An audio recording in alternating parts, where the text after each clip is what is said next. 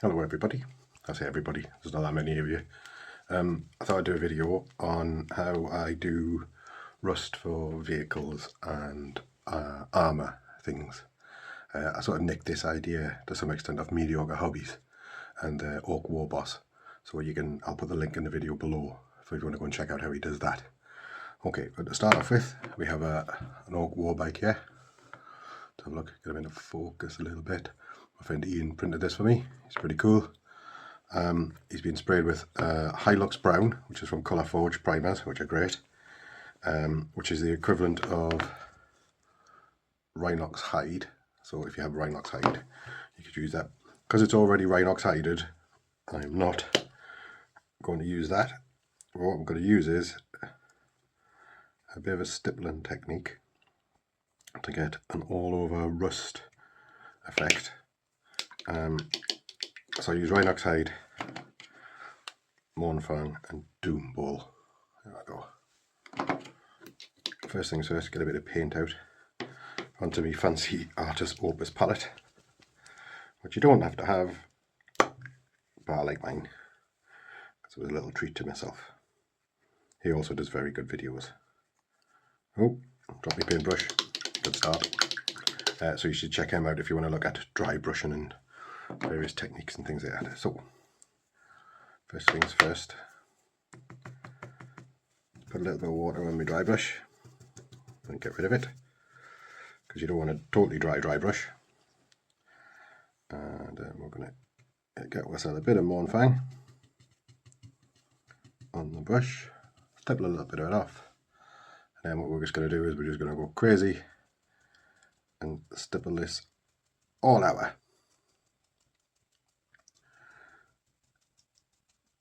Particularly the metal bits, which for this particular sculpt is pretty much everywhere. As you'll see when I come to even the rider is mainly made of metal. And why I'm doing this is that what it means is that later on, if I miss any bits, it just looks a bit rusty, and it's a little bit nicer than I think. You might disagree with me, like. I think it offers a nicer effect than just purely a black or dark brown undercoat, which is, perfectly fine, and I use that too. Let's give these bony protrusions a bit of a, I think it's called an over, is it called an over brush? When you sort of basically smoosh it on rather than stipple it on. Anyway, so we're getting this everywhere, including this chap and these armour.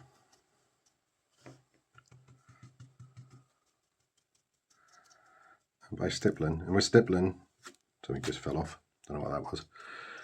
By stippling, you don't have to jab it really hard, okay? Because if you do, you get a sore arm. You just have to sort of basically, you're lightly dabbing it with this brown all over the place. Like I said, look, a big metal arm, big backpack on.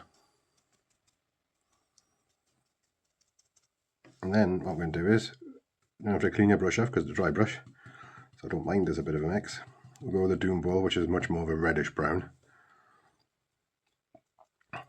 We're not necessarily selective, but we're not as aggressive with our stippling with the Doom Ball. Aggressive stippling, a term you didn't think you'd learn today, eh?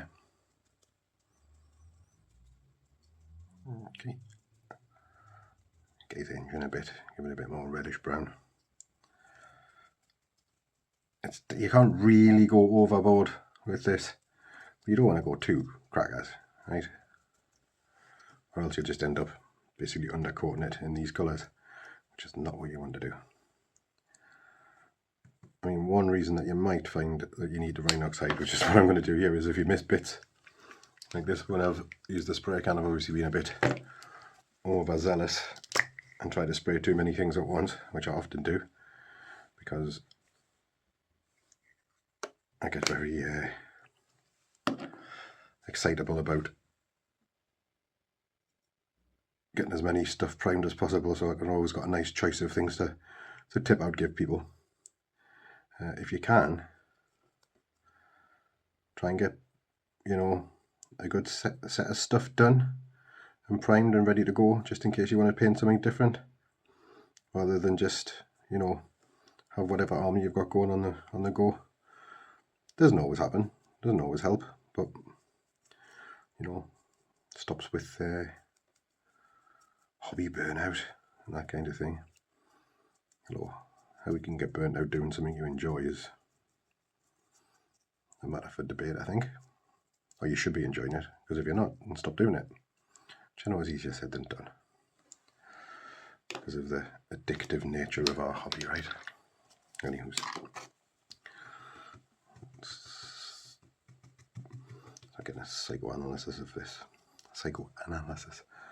Right, well, I broke that, but that doesn't matter, because I'm sure if he wills it, it'll be fine. Right, so once you've done that, you end up with a relatively cool effect. You can put as many browns as you like in. Sometimes it's nice to stick a bit of Steel Legion in there or whatever. And you don't have to use the browns I've named. They're just the ones I use. And you get that sort of nice patina effect. Looks like it's rusty, dinted, bit of texture on what should be a flat surface. It's a very nice sculpt, by the way, these. My friend Ian done for me. Okay, and then we'll go on to the next bit in a second. Right then, so what I've got now is, got some Mephiston red, some of my favourite reds, a little bit on my palette, and what I'm going to go around doing now is, on this bike, I'm going to basically paint in between the lines. So I'm not going to paint right to the edge, I'm going to paint around all these spikes, picking a direction, so we'll say this direction, and just roughly going around, painting the bits that I want to be red. Now I'm sure most of you will know why I wanted to be red, especially on this lovely Ork Warbiker. That's right, because if it's red they can see you coming, and that's what we want, because we want to know that we're going to smash their faces in. Also means we can get there a bit quicker. Seemingly in the old editions of 40k that used to be a thing. There was a rule written that if your Ork vehicles were painted red, you could add an extra inch to their movement. Now, because this is an Ork vehicle, and it's probably been some harassed grot, or Gretchen, who's painted it, and it's also been, you know, running over Necrons and Space Marines and all sorts. It's going to look a bit chipped and damaged. You don't have to be all fancy smancy like people are with their lovely clean Space Marines. You just need to get a bit of colour on there. And if anything, I think, I paint lots of my vehicles this way, it adds to the effect. So, and we have to be less fancy as we get closer to the ground, because you're not really going to be seeing it. So what we do is we just go around, do that on all the red bits that we want.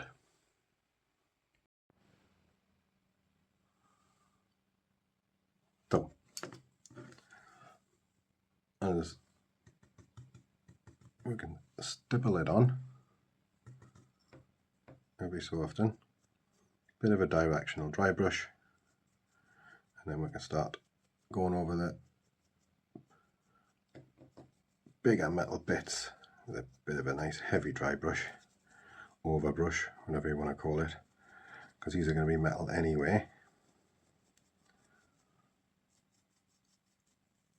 And do the same thing, like what I didn't do before, which is what I probably should have done, because this is in fact the second time I've tried to record this video, because I messed up the first one, because you couldn't really see what I was doing. And I painted the whole bike, whereas this one, I'm just going to show you the armour, which is what I was doing. So anyway, you end up with an effect like that, which in and of itself is pretty cool.